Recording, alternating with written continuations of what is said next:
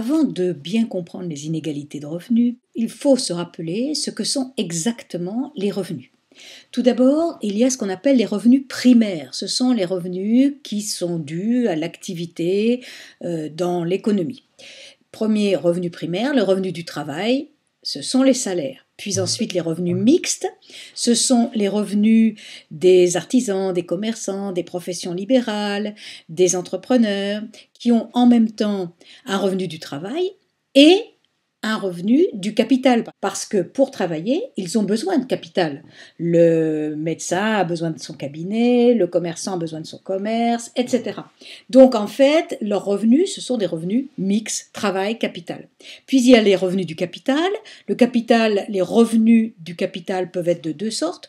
D'une part, ça peut être les revenus du capital immobilier, ou ça peut être les revenus d'un capital mobilier. Donc, ça, ce sont les revenus primaires. Mais une fois ces revenus primaires gagnés, il y a des prélèvements sur ces revenus. Ces prélèvements sont soit les impôts que l'État va prendre sur chacun de ces revenus, soit les cotisations sociales qui sont prises essentiellement sur les revenus du travail. Et puis, ces prélèvements vont permettre de faire de la redistribution. Cette redistribution, ça va être des revenus de transfert, et ces revenus de transfert donc vont venir s'ajouter aux revenus. Ces revenus de transfert, ça va permettre d'avoir une assurance santé, ça va permettre d'avoir des retraites quand on arrête de travailler, ça va permettre d'avoir des allocations chômage, ça va permettre d'avoir des prestations familiales. Et quand on prend les revenus primaires, qu'on a enlevé les prélèvements, plus, c'est-à-dire qu'on a ajouté les revenus de transfert, on a les revenus disponibles. Donc évidemment, les écarts entre les revenus primaires d'une part et les revenus disponibles vont être différents. Donc tout dépend de ce qu'on va prendre comme modèle pour étudier les inégalités et surtout pour les mesurer. Il serait bon de voir la différence exactement entre patrimoine ou capital et revenu du capital. Qu'est-ce que le patrimoine ? Le patrimoine, c'est le stock de biens que possède un agent économique. Ce stock de biens peut s'appeler aussi capital. On parle alors de patrimoine ou de capital immobilier. Il s'agit d'une maison ou il s'agit d'un terrain. On parle généralement de capital quand on le rentabilise et de patrimoine quand ça vous appartient et que on le garde pour soi. Ensuite, il y a le capital mobilier, c'est-à-dire les actions, les obligations, le compte épargne. Chacun de ces capitaux peut rapporter.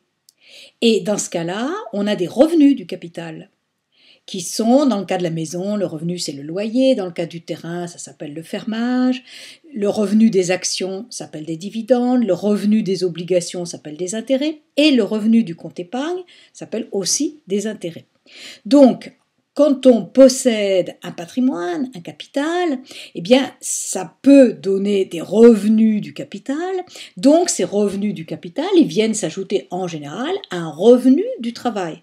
Donc, plus on a de capital, plus il y a des chances pour que le revenu augmente, puisque au revenu du travail s'ajoute le revenu du capital. Or, nous verrons que le patrimoine est très inégalement réparti. Donc, évidemment, ces revenus du capital le sont aussi.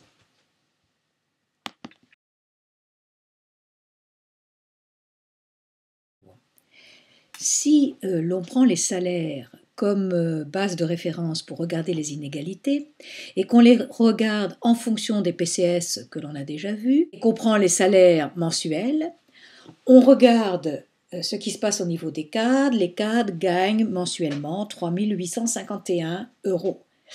Et les professions intermédiaires, 2 104 €, les employés 1 480, les ouvriers 1 563, et l'ensemble 2041. Que signifie ce mot ensemble ? Eh bien, l'ensemble, finalement, ça correspond à la moyenne.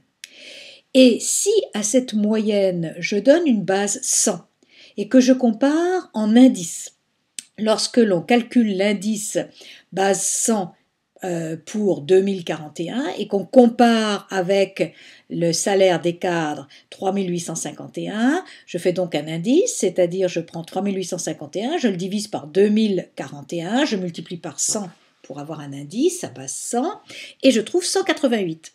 188, ça veut dire qu'en fait, les cadres et chefs d'entreprise salariés gagnent 88% de plus que la moyenne, c'est-à-dire même pas 2 fois plus que la moyenne. Et les professions intermédiaires gagnent 103, c'est-à-dire en fait 3% de plus que la moyenne, c'est-à-dire presque rien, et l'on trouve les employés qui, eux, avec un indice de 72 par rapport à 100, ils ont moins 28% par rapport à la moyenne, et les ouvriers, avec 76, ont moins 24% par rapport à la moyenne. Donc quand on regarde les inégalités de cette manière, bon, on a l'impression que les inégalités sont relativement faibles. Bon, finalement, le maximum, c'est à peine, même pas 2 fois plus que la moyenne. Maintenant, je prends les revenus annuels des PDG français les mieux payés. Ces revenus annuels qui comprennent le salaire fixe, la part variable du salaire et les stocks options, c'est la possibilité d'acheter et revendre des actions du groupe à des prix décidés à l'avance, au moins pour ce qui est de l'achat. Le revenu annuel des PDG, en fait, quand je regarde le premier, PDG de Dassault Systèmes, il gagne en revenu annuel 8,5 millions d'euros, ce qui correspond à 527 années de SMIC. On voit la différence avec ce qu'on a vu tout à l'heure quand on compare au niveau des PCS. Si je prends les dividendes des patrons, et ces dividendes, eux aussi, sont très élevés, mais encore plus élevés. Si je prends le patron de L'Oréal, lui, il gagne en dividendes 334,2 millions d'euros. Cette fois-ci, ça fait 20 737 années de SMIC. Et même Carrefour, LVH Carrefour, lui, reçoit quand même 14 898 années de SMIC de dividendes pour l'année 2010. Donc, on voit là des différences absolument phénoménales. Donc, comment peut-on mesurer les différences quand on passe de quelque chose qui représente à peine 2 fois la moyenne, dans le cas des PCS, à des dizaines de milliers d'années de SMIC tous les ans? Donc là, il y a un problème, c'est qu'est-ce qu'il faut prendre comme base pour pouvoir mesurer les inégalités. Or ça, ce n'est pas facile du tout parce qu'en grande partie, ça dépend évidemment de ce que l'on veut démontrer. Et c'est ça le problème, c'est-à-dire qu'il n'y a rien de particulièrement objectif et on va quand même essayer de rechercher comment on mesure ces inégalités de la manière la plus objective possible. Faisons une première approche des inégalités en termes de déciles. Pourquoi il y a D1, D2, D3, D4, D5? Qu'est-ce que c'est que les déciles? Eh bien, on est en déciles lorsque l'on divise la population totale qu'on veut étudier en tranches de 10%. Donc le D1, c'est les 10%, les premiers 10%, c'est-à-dire dans le cas présent ceux qui ont le moins de salaire mensuel, puis ensuite D2, c'est les 20% qui ont les plus faibles salaires, puis D3, c'est D1 plus D2, ça donne aussi D3, c'est-à-dire les 30% de population qui ont moins de salaire, etc. Donc en fait, il s'agit de pourcentages cumulés. D1, c'est 10%, D2, c'est D1 plus les 10% suivants, ça fait 20%, puis ensuite les 30%, de D1 à D3, on est en 30%, de D1 à D4, on est à 40%, de D1 à D5, on est dans les 50%. Et donc, ils sont classés par rapport à leur revenu, ici par rapport au salaire mensuel net, c'est-à-dire quand on a déduit les cotisations sociales salariales. Donc, si je prends le D1, comment ça se lit? Eh bien, ça se lit de la manière suivante. Je dis qu'en fait, les 10% les plus pauvres des salariés qui ont un salaire mensuel inférieur à ou au maximum égal à 1128 euros. Et par contre, je pourrais dire que les 90% restants ont un salaire mensuel net supérieur à 1128 euros. Si je prends maintenant D4, je pourrais dire 40% de la population qui touche le moins au niveau des salaires nets gagne au plus 1499 € par mois. Donc, on arrive à D5, qui s'appelle la médiane. C'est-à-dire c'est les 50% les moins riches ici, comparés aux 50% les plus riches. Donc, 50% de la population, on arrive à la médiane, 50% de la population gagne au plus 1644 €, ce sont les moins riches, ou bien 50% de la population gagne au moins 1644 €. Et là, on est en présence des plus riches. Quand on arrive au dernier décile, le D9, on sait que donc le dernier décile, les derniers 10% de la population gagnent au plus 2348 €. Et donc, ce qui reste, c'est-à-dire en fait les 10% restants, ils gagnent plus de 3248 €. Donc, attention, je reprends un exemple avec D7. Si je prends D7, ça veut dire que 70% de la population la moins riche gagne au plus 2072 € et les 30% les plus riches gagnent au moins 2072 €. Donc, le rapport interdécile lui aussi est important, c'est-à-dire je prends D9, donc les plus riches, sur D1, et je vais regarder ce rapport interdécile. Ici, il est de 2,98. Ça veut dire qu'en fait, les D9, les plus riches, gagnent 2 fois 0,88, c'est-à-dire quasiment 3 fois plus que les plus pauvres, c'est-à-dire le D1. Un autre moyen de calculer les inégalités. En fait, cette fois-ci, on va tenir compte du niveau de vie. Qu'est-ce qu'on entend par niveau de vie mensuel individuel ? Ici, on est en 2007. Eh bien, voyons de quoi il s'agit. En fait, lorsqu'on fait partie d'une famille, d'un ménage, il peut y avoir dans ce ménage 2, 4, 6 personnes, voire plus, et les revenus ne sont pas différents, ce sont les revenus de la famille, que la famille comporte 2, 4 ou 6 personnes. Donc, comment vont vivre ces personnes en question? Différemment si elles sont que 2 ou si elles sont 8. Donc, à partir de ce moment-là, on va avoir une idée du niveau de vie de la famille. Et comment calcule-t-on cela? Eh bien, en fait, il faut tenir compte de 2 choses. D'une part, de la taille de la famille, plus ou moins importante, et d'autre part du fait que, malgré tout, quand on est une famille même importante, il y a ce qu'on appelle des économies d'échelle que l'on peut faire. En effet, par exemple, il va y avoir un réfrigérateur par famille, une télévision par famille, peut-être même une voiture par famille, un peu plus grande quand on a une grande famille, mais enfin bon. Donc, ça ne sera pas la même chose, c'est pas chaque individu qui doit avoir ce genre de produit. Donc, comment va-t-on calculer cela? Pour essayer d'avoir vraiment le niveau de vie des individus de ces familles. Eh bien, le premier individu est comptabilisé pour une unité de production.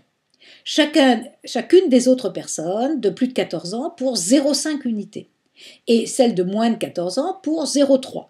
Bon, si vous avez une famille qui, par exemple, comporte le père, la mère et 2 enfants de plus de 14 ans, vous avez le père une unité, la mère 0,5 et les enfants 0,5.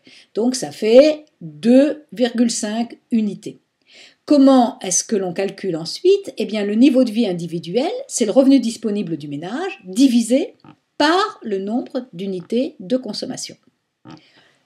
Voyons maintenant ce que cela donne au niveau des déciles. Donc encore une fois, on divise la population par 10% et on les classe en fonction croissante du revenu.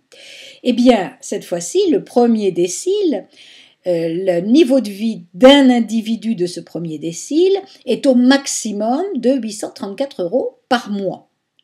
Le D5, qui partage la population en deux, donc qui fait la médiane, eh bien, c'est pour chaque individu 1514 € par mois, au plus quand on fait partie des plus pauvres, au moins quand on fait partie des plus riches.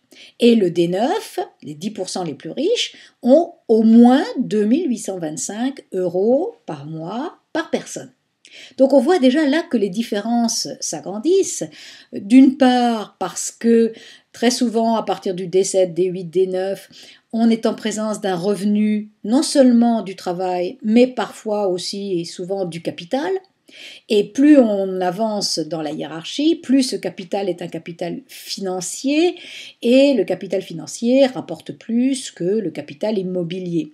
Donc, on voit que les revenus sont plus importants à diviser dans le nombre de ménages. Et puis souvent, les ménages les plus riches ne sont pas les plus nombreux. La population nombreuse, c'est plutôt dans les premiers déciles. Donc, on voit là déjà que les écarts se creusent un peu. Mais malgré tout, les écarts restent supportables à première vue, puisque D9 sur D1, dans ce cas-là, est égal à 3,38. Donc ça veut dire qu'en fait, le D9 a un niveau de vie qui est 3 fois 0,38 supérieur à celui du D1. La courbe de Lorenz permet de mesurer les inégalités de revenus. En effet, cette courbe est construite de la manière suivante. En ordonnée, on met tout ce qui est monétaire, c'est-à-dire soit les revenus, soit le niveau de vie, soit le patrimoine, et on le fait en pourcentage cumulé. 20% du total des patrimoines, par exemple, 50% du total, 90% du total. Et aussi en pourcentage cumulé, mais cette fois-ci en abscisse, on met les populations. Donc 10% de la population, 30% de la population, 80% de la population. La droite qui est ici, c'est la bissectrice, et la bissectrice représente l'égalité totale. En effet, si je prends 30% des ménages, je vois qu'ils ont 30% des revenus. Si je prends 60% des ménages et qu'ils se trouvent sur la bissectrice, il y aura 60% des revenus. Donc on est dans l'égalité totale. Mais il y a la réalité. Et la réalité, ce sont les autres courbes. Et ces courbes, plus elles s'éloignent de la bissectrice, plus les inégalités sont fortes. Donc on voit que d'un côté, les inégalités de niveau de vie sont assez importantes, mais beaucoup moins importantes que les inégalités de patrimoine. Lisons rapidement. En effet, ici, je vais prendre par exemple 30% des ménages. Je m'aperçois que 30% des ménages n'ont que, mettons, 18% des revenus du niveau de vie. Par contre, 80% des ménages ici n'arrivent qu'à un petit peu plus de 60% du niveau de vie global. Si je prends les patrimoines, je m'aperçois que 50% des ménages n'ont que aux environs de 8% des patrimoines. Que 80% des ménages n'arrivent que à environ 35% du patrimoine. Donc que les catégories les plus élevées accumulent un patrimoine extrêmement important. Une autre mesure des inégalités se fait à travers le coefficient ou l'indice de Gini. Qu'est-ce que c'est que ce coefficient et cet indice? C'est un indicateur synthétique d'inégalité qui est calculé en fait à partir de la courbe de Lorenz. Le calcul est un peu compliqué, donc passons. Il va en fait varier entre 0, c'est-à-dire la parfaite égalité, autrement dit la bissectrice de Lorenz, et 1, qui est l'inégalité totale. Entre 0 et 1, l'inégalité est d'autant plus forte que l'indice de Gini est élevé. Si l'on prend ce graphique ici, on s'aperçoit qu'il y a certains pays qui ont un indice de Gini faible, par exemple 0,25, c'est le cas du Danemark qui est même inférieur, de la Slovénie, c'est le cas des Pays-Bas. Et quand on prend l'Allemagne, par exemple, on voit que c'est 0,27 ou 28. Si on prend la France, on arrive à 0,30, un petit peu moins maintenant, mais bon, c'est fait quand même un indice qui est plus élevé. Et on peut aller évidemment à des indices beaucoup plus importants. Bon, c'est le cas de la Turquie avec 0,44 par exemple, ou bien le Mexique avec 0,46. Donc, on peut aller jusqu'à 0,6, 0,7, c'est-à-dire des écarts extrêmement importants. Voilà l'indice de Gini. Une autre manière encore de voir les inégalités, c'est de mesurer la pauvreté, entre autres mesurer le pourcentage de population pauvre. Plus il est important évidemment, plus il risque d'y avoir d'inégalités avec quelques-uns extrêmement riches. En fait, la définition de la pauvreté pour l'Europe il s'agit de pauvreté relative. En effet, il y a une pauvreté absolue, c'est celle des gens qui n'ont rien et qui se trouvent dans des pays extrêmement pauvres comme les pays d'Afrique. En Europe, il s'agit d'une pauvreté relative. Elle est relative à quoi? Eh bien, elle est relative au revenu médian, c'est-à-dire qu'une personne en Europe dont le revenu est inférieur à 60% du revenu médian est considérée comme pauvre. Voyons ici ce qui se passe. Voilà ici le nombre de personnes qui sont considérées par l'Europe comme étant des personnes pauvres, c'est-à-dire dont le revenu est inférieur à 60% du revenu médian. Eh bien, si on prend la population en 1970, on s'aperçoit qu'en 1970, il y avait 9 187 000 personnes qui étaient considérées comme pauvres. Et cette population a décru jusqu'en 2004, où il n'y avait plus que 7 382 000 pauvres. Donc c'était quand même une baisse relativement importante. Et depuis cette date, il y a une remontée qui elle aussi est assez importante, puisqu'on passe à 8 617 000 personnes pauvres en France. En fait, cette mesure de la pauvreté n'était pas tout à fait la même en France avant. Et avant, en France, on considérait qu'étaient pauvres ceux qui avaient un revenu inférieur à 50% du revenu médian.